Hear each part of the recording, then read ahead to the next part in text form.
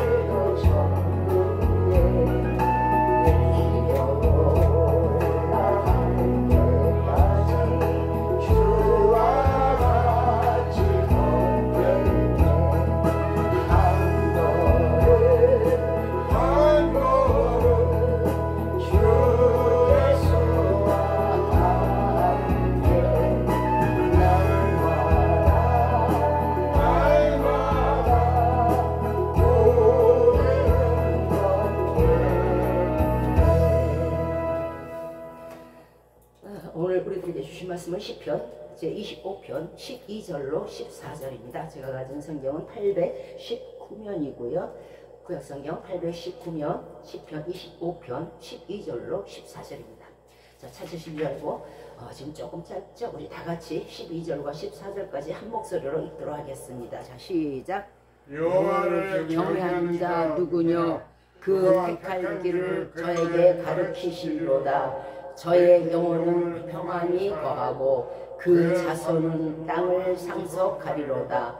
여호와의 친밀함이 경외하는 자에게 있으며 그 언약을 저희에게 보이시리로다. 아멘. 오늘 시간에는 하나님과 친밀해지는 방법, 친밀해지는 길에 대해서 말씀을 전해드리도록 하겠습니다. 사람이 세상에 태어나서 꼭 하나님과 동행하며 친밀해져야 하는 이유가 있습니다. 우리는 너무도 약하기 때문입니다. 시편 46편 1절 이하의 말씀에서 하나님은 우리의 피난처시요 힘이시니 환난 중에 만날 큰 도움이시라고 말씀하셨습니다. 세상을 살면서 우리에게 보이는 환난이든 보이지 아니하는 재앙이든 얼마나 많은 환난과 공포가 우리에게 다가오는지 알지 못합니다. 엄청난 위험들이 곳곳에 도사리고 있고요. 걱정과 근심과 외로움과 불안과 고독에 처해 있을 때도 참으로 많습니다. 우리 자녀들을 보아도 물가에 내놓은 애들 같고 참 늘 염려할 때가 한두 번이 아니죠. 이럴 때 하나님과 함께 하지 않는다면 암담하고 대책 없는 인생이 되어버립니다. 갈 바를 알지 못하니까 불 속에 뛰어들어 죽는 나방처럼 정말 무지함 가운데서 스스로 자멸하는 길을 택할 수밖에 없습니다. 세상은 위험하고 두려운 일만 가득한데 이 일들에 대해서 아무 대비책이 없다면 그냥 홀로 눈부라치는 산속에 홀로 사막 가운데 홀로 물 가운데 서 있는다면 그거 얼마나 처참하고 비참한 인생이겠습니까? 아무 대비책이 없이 하루하루를 산다는 것은요, 목숨을 강가에 내놓고 사나운 짐승이 언제 와서 잡아먹나, 내 목숨을 언제 잡아먹나, 이런 상태와 똑같은 상태가 되는 거예요. 자, 까짓거 죽으면 그만이지 이렇게 말하는 사람들이 참 많아요. 그런데 문제는 거기에서 그냥 죽으면 그만이지, 거기서 끝난다면 얼마나 좋겠습니까? 많은 그 이후에는 영원한 멸망이 계속적으로 이어진다는 것이에요. 자, 시편 46편 3절 말씀에 바닷물이 흉용하고 포효하고 노효한다는 뜻입니다. 흉용하고 뛰놀든지 그것이 넘침으로 산이 요동할지라도 우리는 두려워하지 아니하리로다 하고 말씀하셨어요. 우리가 이 모든 환난에서도 두렵지 않은 이유는요, 우리가 하나님을 알고 우리가 하나님을 믿고 우리가 하나님과 동행하며 우리가 하나님과 친밀하고 우리가 가깝기 때문에 늘 불안 속에서도 어떤 염려 가운데서도 우리는 안온할 수가 있는 거예요. 자, 지진을 경험했거나 또 이웃나라도 마찬가지지만 지진이 많은 곳에 있는 사람들은 그 지진의 무서운 재앙을 알 거예요. 또 우리가 소문으로만 들었어도 굉장히 지진 같은 것들이 무섭다고 생각을 해요. 우리가 안전하다고 믿었던 모든 것이 이제 무너지고 갈라지는 모습들을 봅니다. 큰 다리가 무너지고 붕괴되고 큰 건물이 붕괴되고, 세상 그 어느 곳도 우리가 살아가는 데서 안전한 곳은 한 군데도 없어요. 자연이든 하다못해 자동차든 하다못해 사람이든 이 모든 것이 사람에게는요 안전하지 않아요.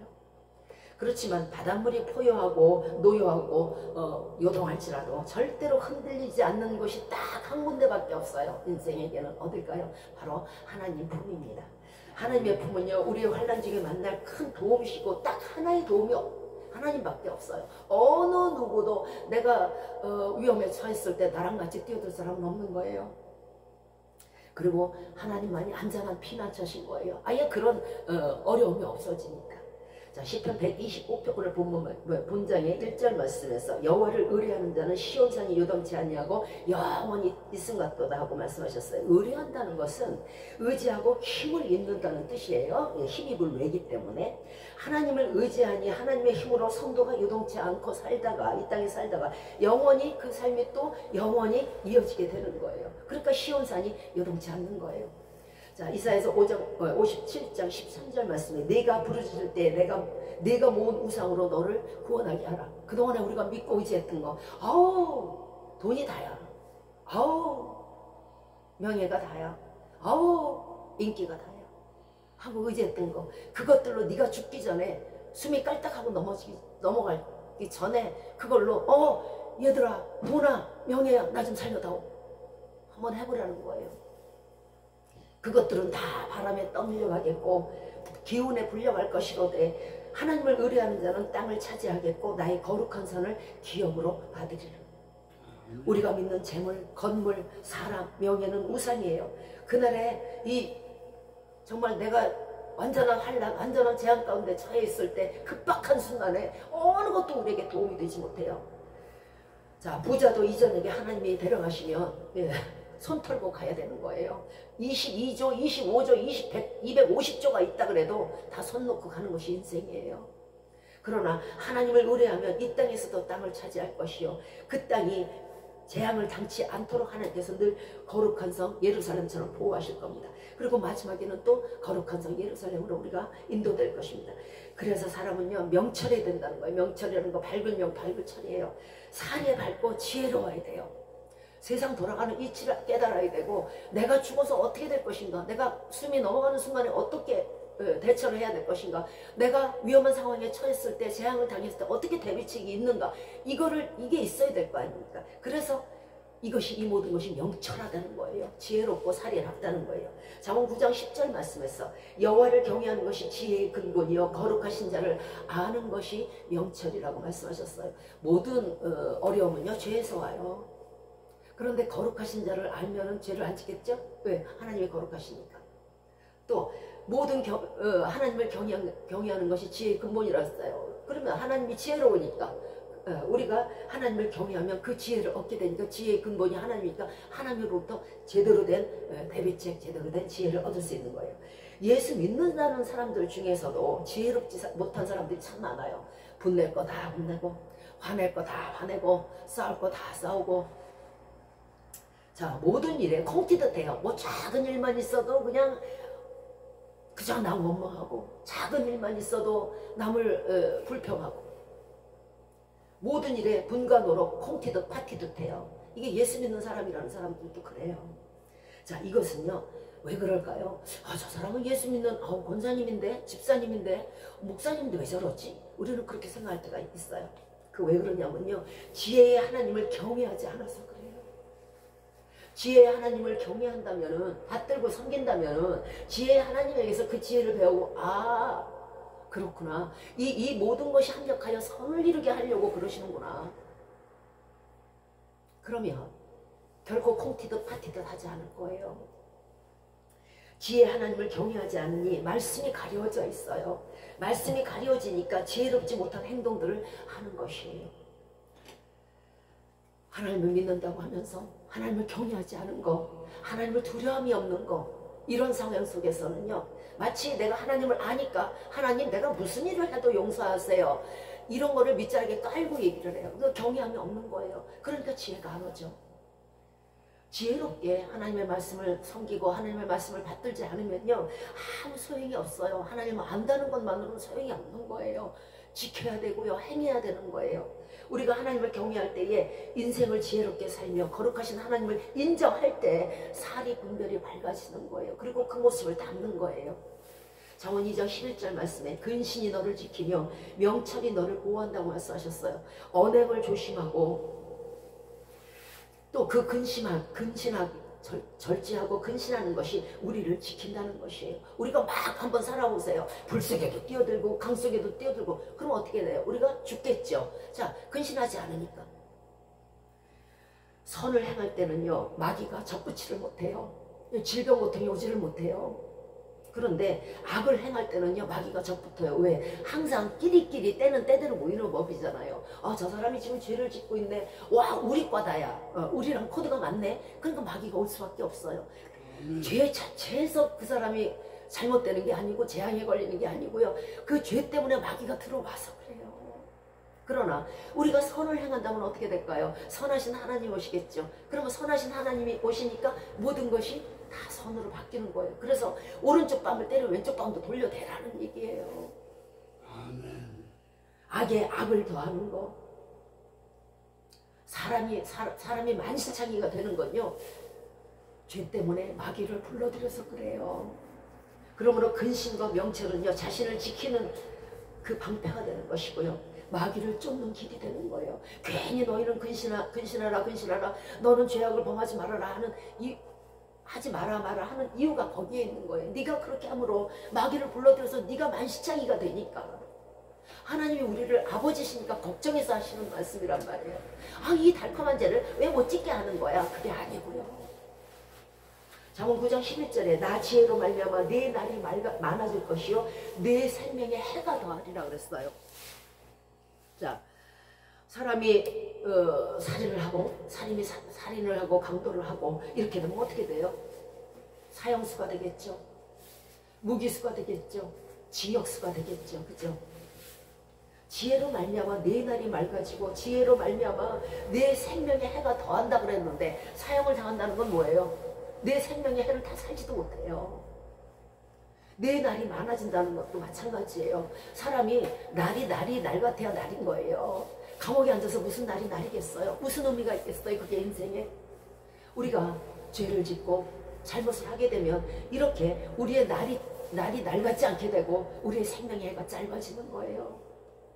방종하고 불량해서 자기 스스로 판 함정에 자기를 밀어넣는 결과가 되는 거예요. 자유 없는 나날들은 아무 의미가 없어요. 그러므로 죄악 속에 있는 나날들은 아무 의미가 없는 거예요. 비록 이 땅에서 그것이 들키지 않아서 감옥에 안 갔다 하더라도, 사형수가 안 됐다 하더라도, 정말 미제 사건으로 남았다 하더라도 그 자신은 알아요. 이미 그 자신은요 마음의 감옥에 갇혀져 있고요, 이미 그 사람은요 마음에 사형이 돼 있는 거예요. 자기 주신 생명을, 천수를 스스로 단축하지 마세요. 하나님을 경외하면요 가끈히 행하게 되고 건실히 행하게 돼요. 예, 하나님을 경외하면요 날이 많아지겠죠. 우리의 자유로운 날들이. 모든 자유는요 하나님을 벗어난 자유는 있을 수가 없어요. 왜? 물가에 내놓는데 언제 짐승이어서 나를 잡을지 모르는데 그게 무슨 기쁨이고 그게 무슨 자유겠어요? 하나님 외에는 자유가 없는 거예요. 지켜주셔야지 그 날이 날 같은 거예요. 지켜주셔야지 그 날이 행복한 날인 거예요. 또 마찬가지예요. 우리의 수명도 마찬가지예요. 날이 많아지고 천수를 다하게 되려면요 정말 하나님을 경외하고 그 앞에서 가끈히 행해야 될 거예요. 그래서 하나님을 경외하면요 지혜롭게 돼서요 세상의 이치를 알기 때문에 악한 일을 하지 않게 되죠. 혹자는 이렇게 말할 거예요. 아, 왜 하나님을 경외해야 지혜로우냐? 나는 지금도 충분히 박사고 나는 지금도 석사인데, 그리고 나는 세상 이치도 너무너무 밝은데, 이런 사람들도 있을 거예요. 그러나 우리의 지혜가, 우리의 지식이 아무리 큰들 하나님의 지식과 어찌 감히 비기겠습니까? 자, 우리 많이 좋아하시는 포도 같은 거 한번 보세요. 감 한 덩어리 한번 보세요. 배 한 덩어리 한번 보세요. 사과 한 덩어리 한번 보세요. 배추 한 덩어리 한번 보세요. 똑같이 지을 수 있는 사람이 이 땅에 누가 있어요? 그리고 우리 인간들은요 1분 1초의 뒤를 아무도 모르는 거예요. 잠언 3장 19절에서 여호와께서는 지혜로 땅을 세우셨으며 명철로 하늘을 굳게 펴셨고 그 지식으로 대양이 갈라지게 하셨으며 공중에서 이슬이 내리게 하였느니라. 자, 이런 일을 할 수 있는 사람이 누가 있어요? 대통령이에요? 왕이에요? 박사예요? 아무도 이런 일을 행할 사람은 없어요. 그러므로 하나님의 지혜를 인간은 따라갈 수가 없는 거예요. 포도 알갱이 하나도 만들 수 없어요. 사람이, 어느 지혜 있는 사람이, 어느 지식 있는 사람이 이와 같은 일을 행할 것이며 어느 지식 있는 사람이 이 땅을 이렇게 지을 것입니까? 그러므로 하나님을 경외하고 그 하나님의 지혜와 명철을 얻는 것이 우리가 안전히 거하고 생명의 수를 늘리는 길이 되는 것이에요. 자, 바벨탑을 세웠던 조상들의 후손이죠, 우리가? 네. 그것처럼 우리도 자신의 업적과 성공 이런 것들을 엄청 자랑해요. 자기가 가진 것들도 엄청 자랑합니다. 1,000원을 가진 사람은 2,000원 있는 사람이 1,000원 가진 사람 앞에 자랑하듯이, 그리고 마치 자기의 거대한 성벽, 아주 나를 영원히 보호해 줄 것 같은 돈이며 이런 것들이, 금과 은이 나를 영원히 보호해 줄 것이라고 생각해요. 그러나 인간이 세운 바벨탑은요 철저히 무너졌어요. 우리가 떠받드는 모든 우상도 철저히 바벨탑처럼 무너질 것입니다. 여러분이 믿는 모든 것, 그것이 인간이든 가족이든 돈이든, 예레미야 51장 53절 말씀에서 가령 바벨론이 하늘 끝까지 솟아오른다 하자, 그 성을 높이어 견고히 한다 하자, 멸망시킬 자가 내게서부터 하나님께로부터 그들에게 임하리라. 나 여호와의 말이니라. 지진 몇 도면은 다 끝나요. 바벨론은요 신할 평원 일대에서 바벨탑을 세운 곳에 있습니다. 자, 고대 함이 아니죠. 예, 그 아버지의 노아의 치부를 드러냈던 자, 그 함의 손자 야벳이 세운 나라가 바로 바벨론이에요.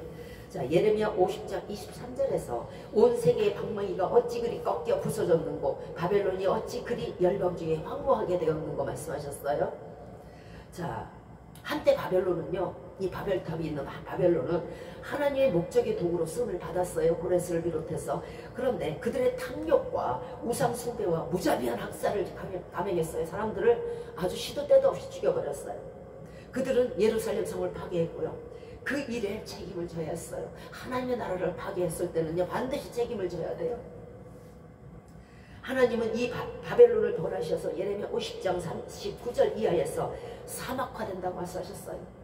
그렇게 인구가 많고 그렇게 떵떵거리며 그렇게 은과 금이 풍부했던 그 바벨론에 아무도 살지 않아요. 그리고 들짐승하고 타조가 거하고 사람이 영영이 없고 대대에 거할 사람이 없으리라고 하나님께서 예언하셨어요. 예레미야를 통해서. 이는 그들이 우상에 미쳐 있었어요. 예, 그 바벨 탑 안에 뭐가 있다 그랬어요? 벨이라는 우상이 있다 그랬잖아요. 사람을 학대한 연고였어요. 그리고 하나님의 성을 허물은 연고예요. 자, 실제로 예레미야 선지자 예언대로 바벨론은요 오랜 기간 통치하였던 이라크의 통치자 사담 후세인을 알 거예요. 사담 후세인이 어떻게든 이 바벨론 제국을 끌어들여서 자기랑 연합해가지고 자기의 그 이라크 제국을 크게 건설하려고 했어요. 그런데 철저하게 또한 이조차도 중단이 된 거예요.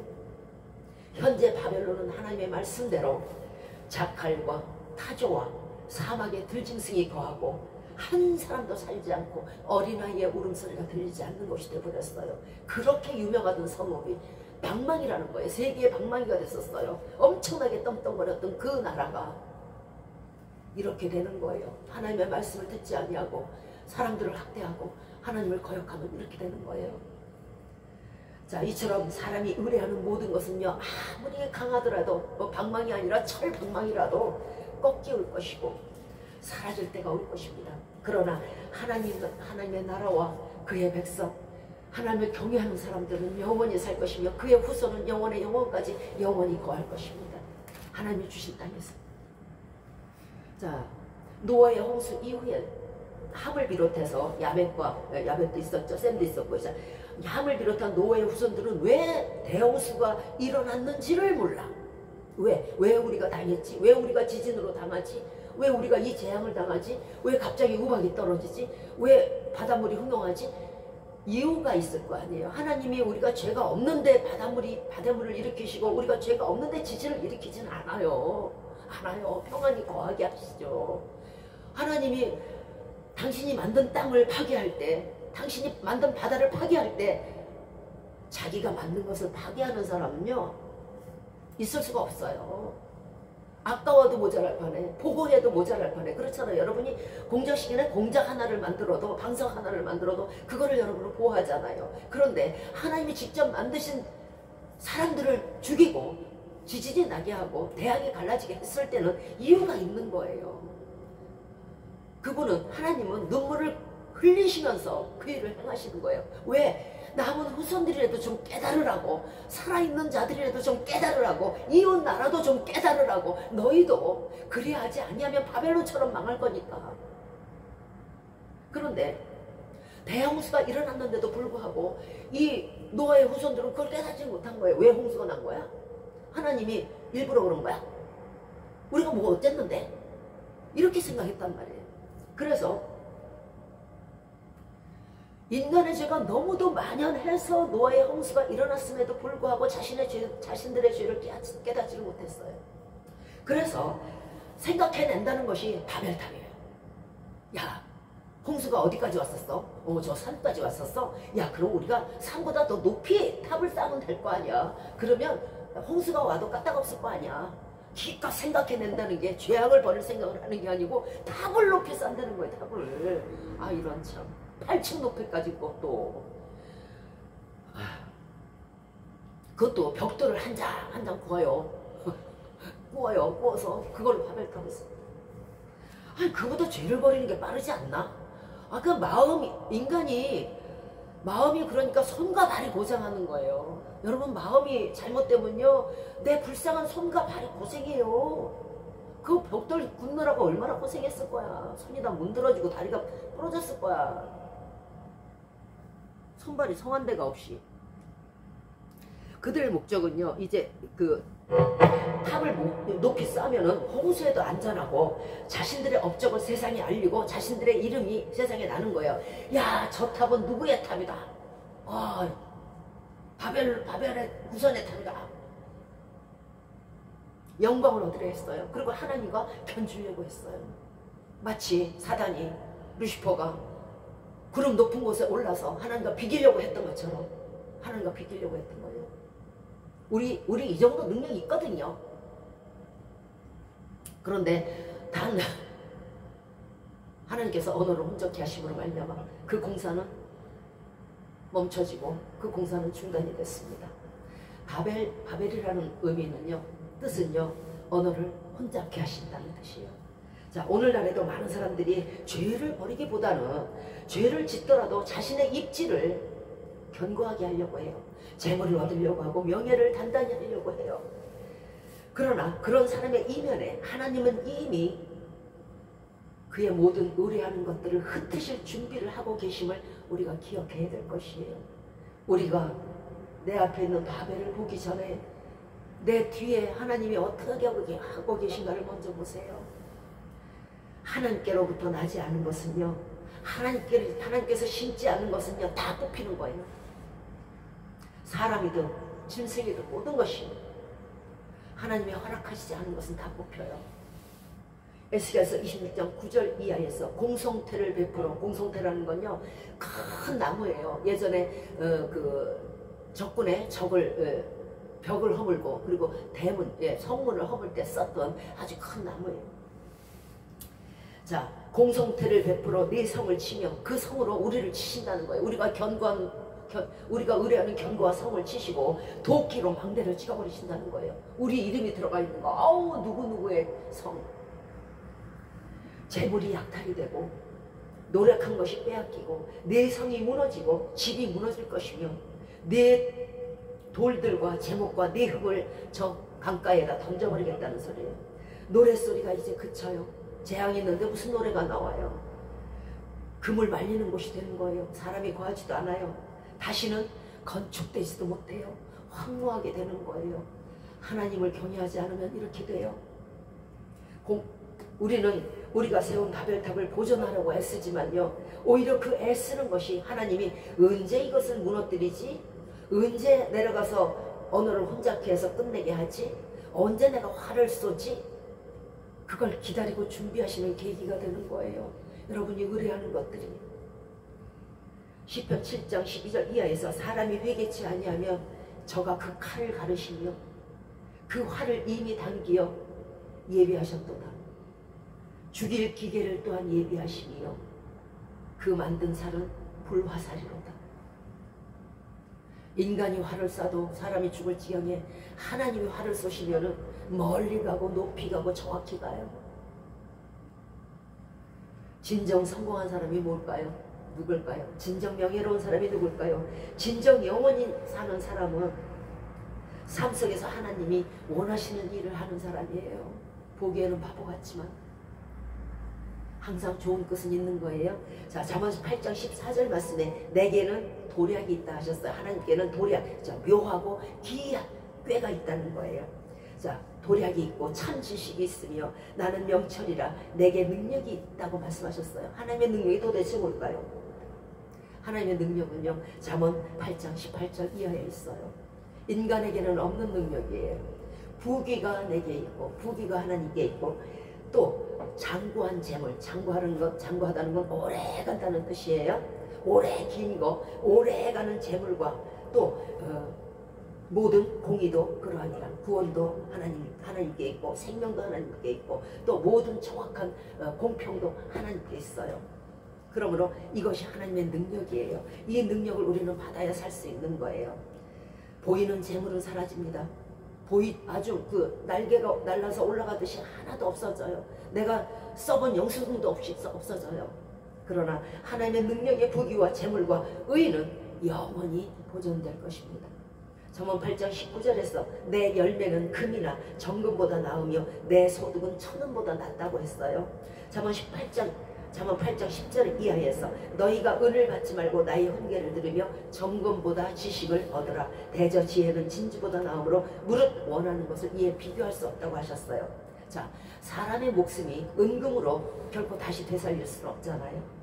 그러므로 하나님의 훈계로 절제하고 근신하지 않으면 자신의 생명을 보장할 수 없으니까, 그러나 하나님의 훈계로, 하나님을 경외함으로 하나님의 훈계를 들으면 내 날이 많아지니까, 그러니까 진주보다 낫잖아요. 은금보다 낫잖아요. 모든 소득보다 천원보다 낫잖아요. 그래서 하나님을 경외하는 것이 천원보다 난 거예요. 우리가 무엇을 원하든 천지를 만드신 하나님의 능력으로 이루어 주실 것이니까, 또한 그 어떤 것이 하나님과 비길 수 있겠어요? 어떤 소득이 그보다 커요? 시편 119편 5절 말씀에서 주의 말씀은 내 발의 등이요 내 길의 빛이니이다 하고 말씀하셨어요. 우리는 단순히 이 말씀이 그냥 뭐 평탄한 길, 위험하지 않은 길로 나를 이끄시나 보다 이렇게 생각할 거예요. 그죠? 등이라는 건요, 흥망성쇠를 말해요. 사람과 모든 국가에. 사무엘하 21장 15절 이하에서 이제 블레셋 사람들이 이스라엘을 침공했어요.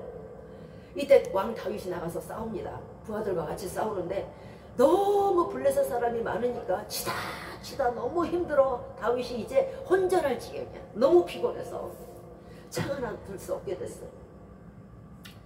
너무도 피곤한 그 와중에 엎친 데 덮친다고 블레셋 군사 중에 3kg이 넘는 303개의 노창을 들고 칼을 또 세 칼을 들고 다윗을 죽이려고 찌르려고 한 거, 이건 찰나예요.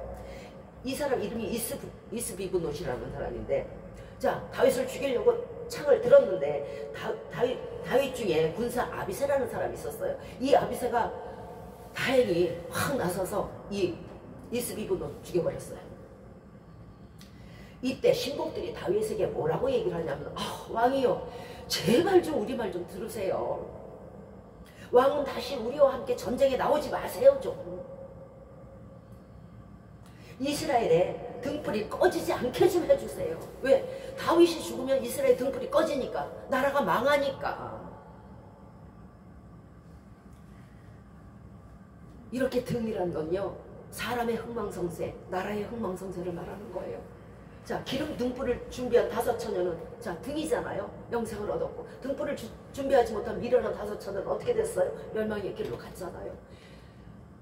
주의 말씀은 내 발의 등이라는 것은요, 사람의 흥망성쇠를 얘기해요. 땅이 없으면 어떻게 우리가 밟고, 나라가 없으면 어떻게 밟고 다니겠어요? 잠언 24장 20절에 대저 행악자는 장래가 없겠고 악인의 등불은 꺼진다 했어요. 죽는다는 뜻이에요. 스스로 멸망한다는 뜻이에요. 등이라는 건 그래서요, 우리의 흥망성쇠를 얘기하는 것이고요. 욥기 18장 5절 이하에서 악인의 빛은 꺼지고 그 불꽃은 일어나지 않을 것이라고 말씀했어요. 그 장막 안의 빛은 어두워지고 그 위에 등불도 꺼지라고 말씀하셨어요. 실제로 바벨론이 그렇게 됐잖아요. 등불이 꺼진다는 것은요, 소멸과 멸망을 나타내는 거예요. 또 주의 말씀은 내 길의 빛이라고 하셨잖아요. 누가복음 11장 35절에서 내 속에 있는 빛이 어둡지 아니한가 보라. 우리 속에 있는 빛이 어둡지 아니한가 보라. 죄가 있으면 어두울 것이고요, 선이 있으면 밝을 것이에요. 내 온몸이 밝아 조금 더 어두운 데가 없으면, 그래, 어린아이처럼 이 사람도 사랑하고 저 사람도 사랑하고 이 사람도 용서하고 저 사람을 봐도 하하거리고 웃고, 어린애처럼 내 온몸이 밝으면, 어두운 데가 없으면 등불의 광선이 너를 비출 때와 같이 온전하네. 네가 영과 육이 온전하다는 얘기예요. 우리 속에 악함이 없다면요, 내 등불의 빛은 꺼지지 않아요. 내가 악함을 부릴 때마다 내 속에 등불은 하나씩 꺼지는 거예요. 계속 꺼지다 보면 어떻게 될까요? 죽겠죠. 그러나 악인의 악함이 내 속에 있다면요, 그 등불은 꺼지고, 빛이 없으니까, 사람이 빛이 있어야 사는 거 아니에요. 그렇죠? 눈에 빛이 없으면 죽는 거예요. 온전치 못하게 돼요. 그러므로 내 길의 빛이란 것은요, 우리 삶의 영과 육의 형통과 생명을 말씀하시는 거예요. 그래서 주의 말씀은 내 길의 빛이요 등불인 거예요. 욥기 3장 16절에서 부지 중에 낙태한 아이 같아서 세상에 있지 않았겠고 빛을 보지 못한 아이들 같았을 것이라고 말했죠. 아이도 빛이 없으면 죽은 아이가 되는 거예요. 사람도 빛이 없으면 죽는 거예요. 이사야서 58장 8절 말씀에 내 빛이 아침같이 비칠 것이며 내 치료가 급속할 것이며 내 의가 내 앞에 행하고 여호와의 영광이 내 뒤에 호위하리라. 사람에게 빛이 없다는 것은요, 빛이 있으면 치료가 되고 빛이 없으면 치료가 안 돼요. 어떻게 되는 거예요? 입을 쓰게 되겠죠? 예. 그 빛이 아침빛 같이, 아침빛이 굉장히 강렬해요. 여러분 한번 보실 거예요. 그 아침빛 같이 우리의 의가, 우리의 선함이 내 속에 가득하다면 그 아침빛 같이 환하게 비치는 거예요. 내 속에서 환하게 비치니까 병마가 어딨어. 치료가 급속하게 되는 거예요. 저녁빛도 아니고 점심빛도 아니고 아침빛이니까. 우리 속에, 너희 속에 악한 것이 있지 않은가, 어둠이 있지 않은가 한번 생각해 보시기 바래요. 주 앞에서 완전하게 행하니 거침없이 앞으로 나가서 형통하게 될 거예요. 혹시 뒤에 그림자가 있잖아요. 혹시 사단의 세력이 호사다마라고 악한 것들이 나를 형통의 길로, 나를 치료의 길로 가지 못하게 내 머리 뒷꼭지를 잡을까 봐 하나님의 영광이 내 뒤에서 호의를 하신다는 거예요. 다 보호하신다는 거예요. 아무도 얘를 건드리지 못해. 감히 접근조차 못해요. 그러니까 온몸이 빗덩어린 거예요. 그러니까 어떻게 돼요? 병은 빨리 나을 것이고 우리의 하는 일들은 거침없이 나갈 거예요. 이것이 선함의 장점인 거예요. 시편 56편 13절 말씀에 주께서 나로 하나님의 앞 생명의 빛에 다니게 하시려고 실족지 아니하게 하지 아니하셨나이까. 자, 우리로 불신의 길에 돌아서서 예수 그리스도를 믿게 하시면요, 하나님 앞에 있는 생명의 빛으로 우리를 살게 하시고 또 영생을 주시려고 예수 그리스도를 믿게 하시고 실족지 않게 하신 거예요. 끝내 예수 그리스도 안 믿으면 실족하는 거예요. 실족지 않게 했잖아요. 시편 97편 11절에 의인을 위하여 빛을 뿌리고 마음이 정직한 자를 위하여 기쁨을 뿌렸도다 하고 말씀하셨어요. 자, 예수 믿는 자를 위하여 생명의 빛을 주신다는 거예요. 의인을 위하여 빛을 뿌리고, 자, 회개하사 정직한 자에게 또 기쁨을 주신다는 거예요. 우리는 회개가 어렵고 힘들다고 얘기해요. 어제도 울었고 오늘도 울었고 늘 울어도. 그런데 그 회개 후에 오는 기쁨은요, 만족 그 자체예요. 만족에서 만족한 정도가 아니고요, 회개에서 오는 기쁨은요, 만족이 전혀 없는 데서 만족의 높이가요 엄청나게 커요. 한번 해보시기 바래요. 놀랍도록 회개 후의 기쁨은요 안온하고 기쁨이 넘칩니다. 그래서 정직한 자에게 기쁨을 뿌린다는 거예요. 우리가 어떤 애가 와서 제가 그 그릇 제가 깼어요 했을 때 그게 정직한 거예요. 계시록 3장 2절에서 너는 일깨워, 사대교회에게 말씀하셨어요. 너는 일깨워 그 남은 바 죽게 된 것을 굳게 하라. 내 행위에 온전한 것을 내가 찾지 못하였나니. 행위가 악하다는 거예요. 그러니까 이제 너 다 죽어간다는 거예요. 그러니까 그 남은 바 아직 죽지 않고 간등간등하고 살아있는 그 생명의 선을 이제 행위를 온전케 함으로 말미암아 내 남은 그 생을 굳건히 잡으라는 뜻이에요. 이제 주께서 심판이 가까이 왔으니까, 가까이 왔다고 생각하면 내가 이제 하나님이 드디어 나를 목을 조르실 때가 왔구나 하고 생각한다면 남아있을 때, 살아있을 때 온전한 행위를 가지시기 바랍니다. 그러면 생명의 빛을 다시 주실 것입니다. 그것도 아침빛을. 욥기 4장 7절에서 생각하여 보라. 우리들가 생각하라는 거예요. 죄 없는 자가 망한 적이 있느냐? 정직한 자의 끊어짐이 어디 있는가? 절대 끊어지지 않아요. 정직한 자, 그리고 죄 없이 망한 자 없어요. 그런데 우리는 얘기할 거예요. 그런데 예수님의 12제자도 그렇고 예수님도 그렇고 요절하셨잖아요. 이렇게 말할 수 있어요. 성경에 많은 순교자들이 있어요. 그죠? 망한 것 같이 보여요. 우리가 보기에는. 그들은 망하려고 죽은 게 아니에요. 흥하려고 죽은 거예요. 영원히 살되 면류관을 쓰고 영원히 살려고 죽은 거예요. 계산이 빠르다는 거죠. 죄 없이 죽은 자는 살 것이고 죄 있고 죽은 자는 죽을 것이에요. 죄를 회개한 의인의 후손은 결코 끊어지지 않아요. 나는 죽더라도 하나님이 영존하시니까. 생각해 보십시오. 죄는 만연해야 가득 차야 심판이 있는 것입니다. 신명기 28장 46절에서 이 모든 저주가 너와 네 자손에게 영원히 있어서 표적과 관계가 되리라. 거울이 되고 징계가 된다는 뜻이겠죠. 신명기 28장 59절에서 여호와께서 너희 재앙과 내 자손의 재앙을 극렬하게 하시라 말씀하셨어요. 나로 인함인데 내 후손까지 당하네. 그 재앙이 크고 오래고 그 질병이 중하고 오래일 것이라. 애굽의 모든 질병을 가져다가 들어붙게 하신다고 그랬어요. 성경에 나와있지 않은 병이라도 갖다가 들어붙는다는 거예요. 모든 질병과 재앙을 너희 멸망하기까지 여호와께서 내리시리니 별처럼 많았던 자의 자손이 얼마 안 될 것이라. 외숙부, 외조모, 삼촌 수없이 많았던 자손이 얼마 안 돼. 말씀을 거역하고 우상을 숭배하고 죄를 회개치 아니하는 자, 자신의 죄만 여기에서 그치는 것이 아니라는 거예요. 죄는 항상 대물림이 돼요. 왜? 누룩이니까.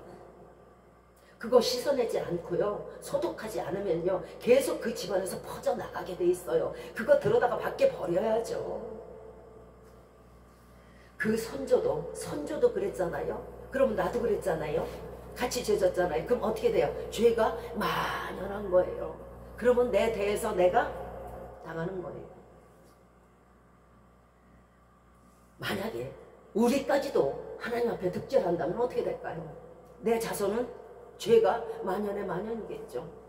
멸망하는 것은 순식간이겠죠. 언제 멸망할지 알지 못해요. 이 만연한 죄에 대해서 자기 선에서 죄를 좀 끊으시기 바래요.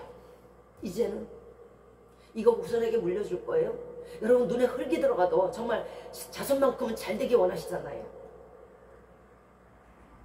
그러면 가게에 흐르는 저주를 끊어야 될 거 아니에요. 가게에 흐르는 저주가 뭘까요? 죄로 인한 저주예요. 죄는 저주, 하나님이 그러셨잖아요. 성경에 없던 질병이라도 갖다 너한테 들이붓는다 하시잖아요. 그 질병이 중하고 오래되게 네 자손이 고통을 받는다고 하시잖아요. 이게 나의 죄, 나의 선조의 죄로 인한 재앙이에요. 이 재앙이 이제 후손에게 갔어요. 내 자식에게 갔다고.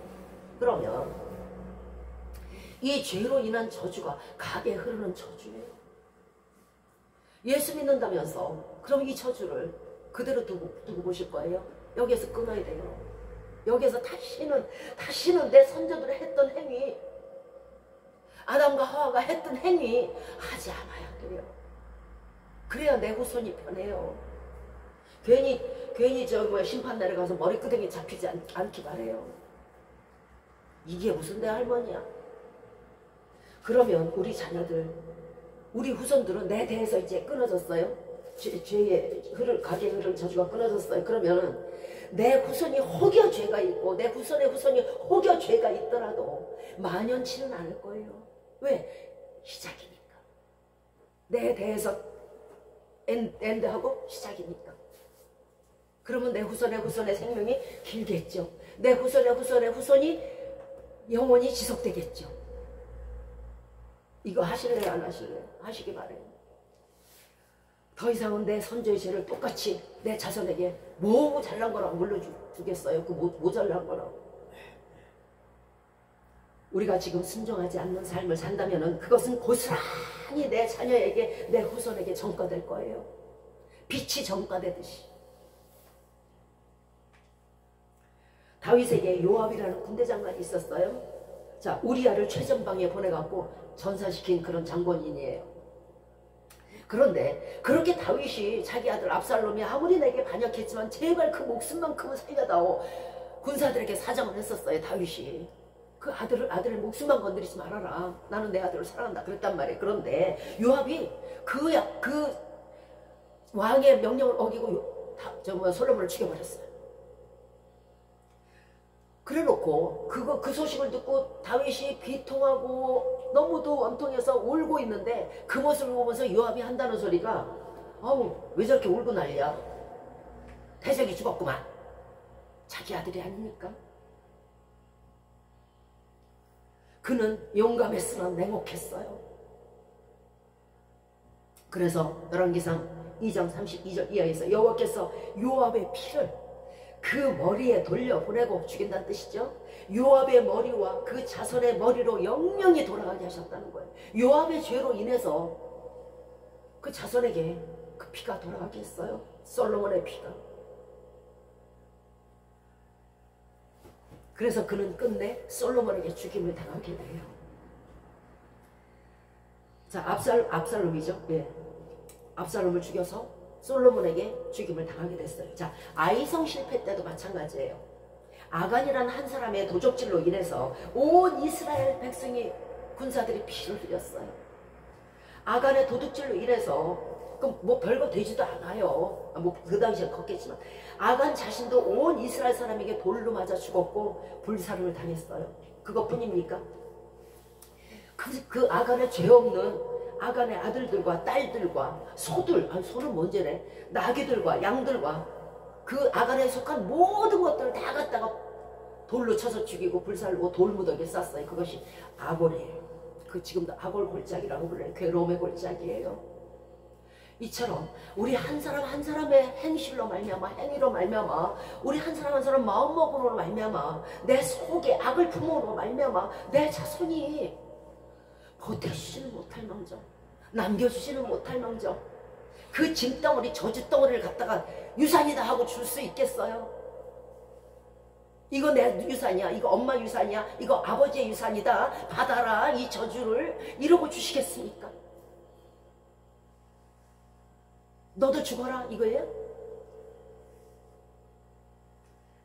그러므로 가정도 나라도 후손도 내 자식도 흥망성쇠도 나로부터 시작되는 거예요. 모든 일이 나로부터 시작돼요. 이제 여러분의 가게를 새로 하시기 바래요. 신명기 11장 26절에서 내가 오늘날 복과 저주를 내 앞에다 둔다고 하셨어요.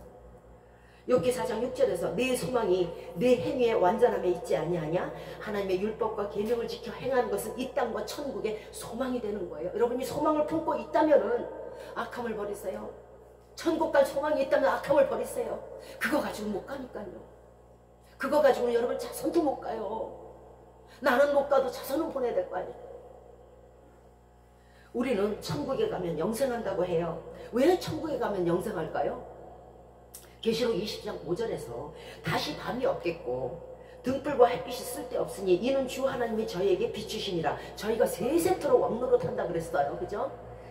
등불은 꺼질 때가 있어요. 햇빛도 없어지고 달빛이 다시 올라오고 달빛도 없어질 때가 있어요. 별빛도 없어질 때가 있고요. 세상의 모든 빛은요 없어질 때가 있어요. 그런데 영존하시는 하나님의 빛이 우리에게 비치니 우리가 영존할 수밖에 없죠. 우리가 영생할 수밖에 없는 거잖아요. 그죠? 그래서 천국에 가면 영생한다는 거예요. 하나님의 빛이 있으니까 영원한 영존의 빛을 받아서 이 땅의 빛을 쳐다보지 마세요. 자, 오늘 본문 12절에서 여호와를 경외하는 자 누구냐? 그 택할 길을 저희에게 보이신다고 말씀하셨어요. 여호와를 경외한다는 건요, 하나님의 말씀을 따르려는 진지한 좀 열정이 있어야 돼요. 아유, 내가 하나님이 싫어하는 일은 죽어도 안 할 거야. 뭐 열정이 있어야지. 또 하나님을 두려움으로 죄에서 떠나고자 하는 간절함이 있어야 돼요. 내가 이 일을 하면 하나님이 기뻐하시지 않겠지, 내가 이 일을 하면 기뻐하시겠지, 뭔가 이게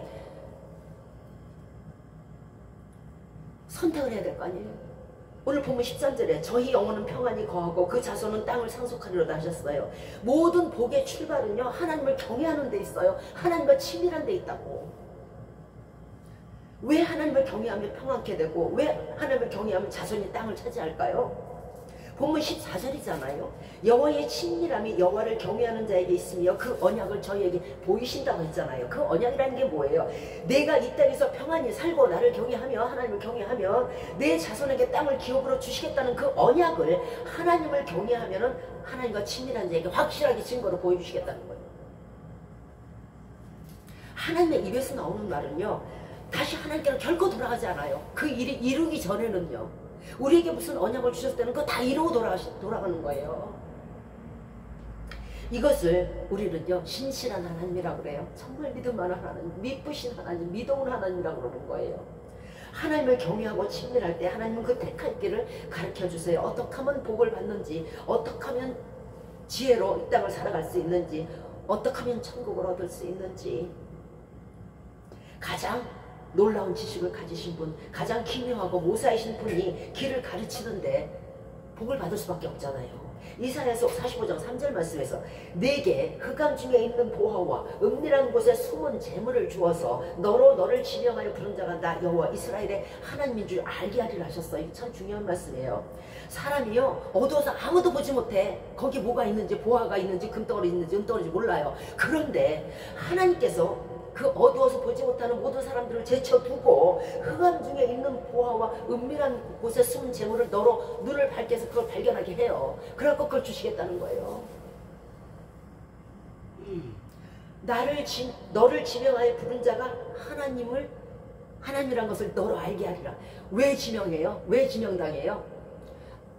하나님께서 얘에게 저 흑암 중에 보화와 은밀한 곳에 숨은 재물을 주어라. 누구에게? 왜 지명을 할까? 하나님을 경외하고 친밀하니까. 여러분도 친구에게 뭐 주잖아요.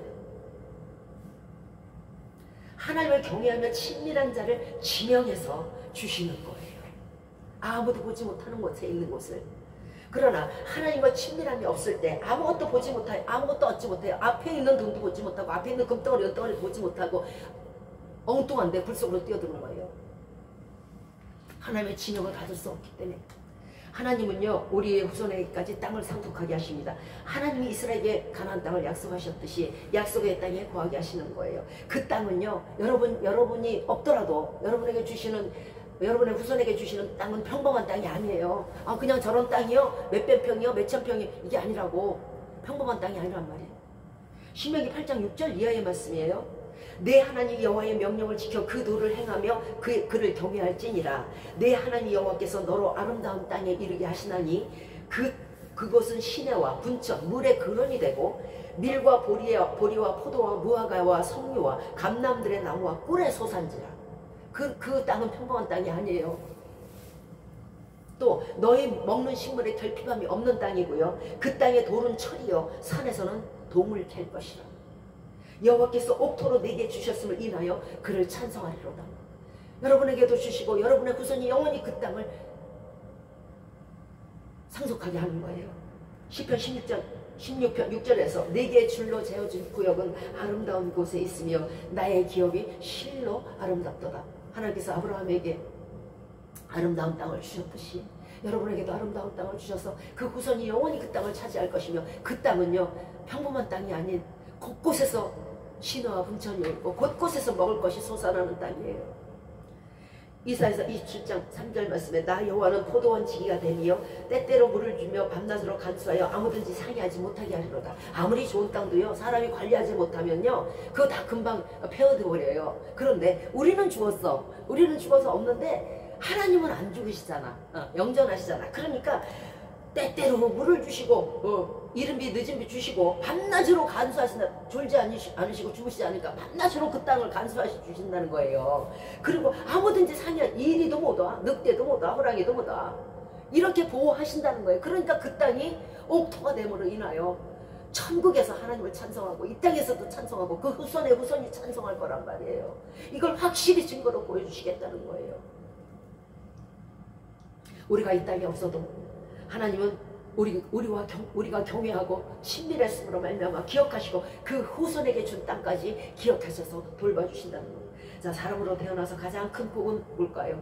그것은 벌레 같은 사람이 감히 크신 하나님을 경외하고 하나님과 친밀한 인격적 관계를 맺는 것이 가장 큰 복인 거예요. 이 땅에서 복은 하나도 가져가지 못해요. 그러나 하나님과의 친밀함은 나로 천국까지 들여보내시고 나의 후손을 또 천대 만대까지 이 땅에서 보호하시고 천국까지 인도하실 것입니다. 자, 하나님과 친밀해지는 길은 죄를 꼭 회개함으로 친밀해져야 합니다.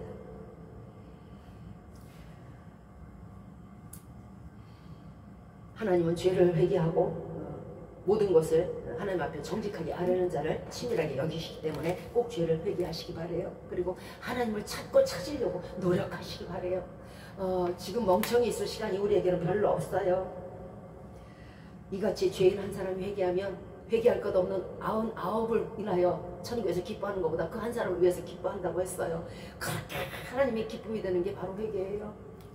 자, 하나님을 경외하는 자에게 또한 친밀하게 대해주세요. 하나님하고 자꾸 찾는데 어떻게 친밀하게 안 할 수가 있어요? 가시다가도 돌아오시겠죠. 지금은 은혜의 때입니다. 그러나 재앙의 날에는요, 아무도 하나님을 찾을 수가 없을 것이에요. 잠언 1장 28절에 그때 너희가 나를 부르리라. 이게 마지막이 됐어요. 하늘에서 불똥이 떨어지고 우박이 떨어지고 난리가 났어요. 산이 떠나가고 섬이 떠나가요. 이럴 때 그때서야 급해갖고 하나님 우리 좀 살려주세요. 아이고 아버지 하나님, 그때에 너희가 나를 부르리라. 그래도 내가 대답하지 아니할 것이라. 부지런히 나를 찾으리라. 그때서야. 그래도 나를 만나지 못하리니 그것은 그동안 너희가 나를 미워하였으며 여호와 경외하기를 즐거워하지 않았기 때문이라. 은혜의 때에 아직 심판날이 다가오지 않았고 아직 천국문이 닫히지 않았을 때에 부지런히 찾으시기 바래요.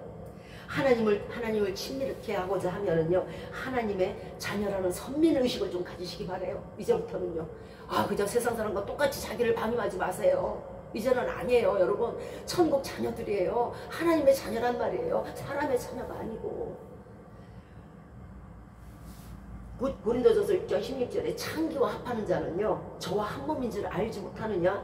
둘이 한 육체가 된다고 했어요. 나를 범죄와 함께 방임하지 마세요. 거기와 같이 섞여버리지 마세요. 잘했어. 오늘 도둑질해갖고 1000만 원 벌었네. 잘했어. 어딘데? 나도 하지 말라고. 우리가 대하는 사람이 나의 신앙을 잃게 만든다면은, 나의 하나님 자녀됨을 잃게 만든다면, 내 선민을 훔쳐가려고 한다면 경계하시기 바래요. 이제는 좀 가슴에 교만하라는 게 아니에요. 자부심을 가지세요. 불의를 행하는 자와 함께하면요, 우리가 누구를 상대하든지 그 사람과 형제가 되는 거예요. 똑같은 형제가 불의한 형제가 있으면 우리도 똑같이 물이 들어버려요. 그리고 하나님이 그 불의와 가까이 하지 않으시기 때문에 그 자리에 계시지 않는다고. 그럼 나는 하나님을 잃어버리게 돼요. 이런 일이 잦아지면 창기와 합하지 마세요.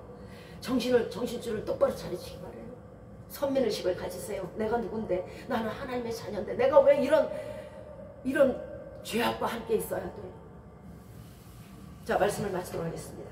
예수님은 하나님과 우리를 화목케 하시려고 이 땅에 오셨습니다. 하나님과 친밀함으로 매 순간 인도하심을 받으며 이 땅에서 평안함과 생명과 축복을 얻으시는, 그리고 여러분의 후손의 후손까지 천대 만대로 복을 얻으시는 온 교회와 여러분의 가정과 여러분의 온 지경이 되시기를 주 예수 그리스도의 이름으로 축원드리겠습니다. 아멘.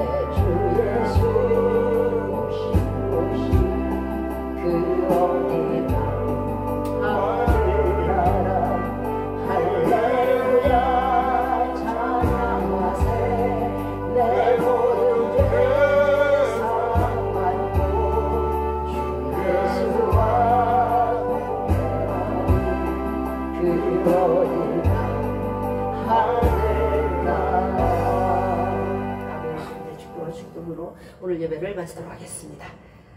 여호와의 사자가 주를 경외하는 자를 불러 진치고 저희를 건지시는도다. 아멘. 이제부터 우리 주 예수 그리스도의 은혜와 하나님의 사랑하심과 성령의 교통하심과 인도 내주하심이 하나님을 경외함으로 친밀함 가운데서 우리의 소망 하늘나라와 또 자손이 복을 받기를 소망하는 우리 머리 위에 이제부터 영원토록 함께 하시기를 주 예수 그리스도의 이름으로 축원드리옵나이다. 아멘. 하늘에 계신 우리 아버지여, 이름이 거룩히 여김을 받으시오며 나라에 임하옵시며 뜻이 하늘에서 이룬 것 같이 땅에서도 이루어지이다. 오늘날 우리에게 일용할 양식을 주옵시고 우리가 우리에게 죄 지은 자를 사하여 준 것 같이 우리의 죄를 사하여 주옵시고 우리를 시험에 들게 하지 마옵시고 다만 악에서 구하옵소서. 대개 나라와 권세와 영광이 아버지께 영원히 있사옵나이다. 아멘.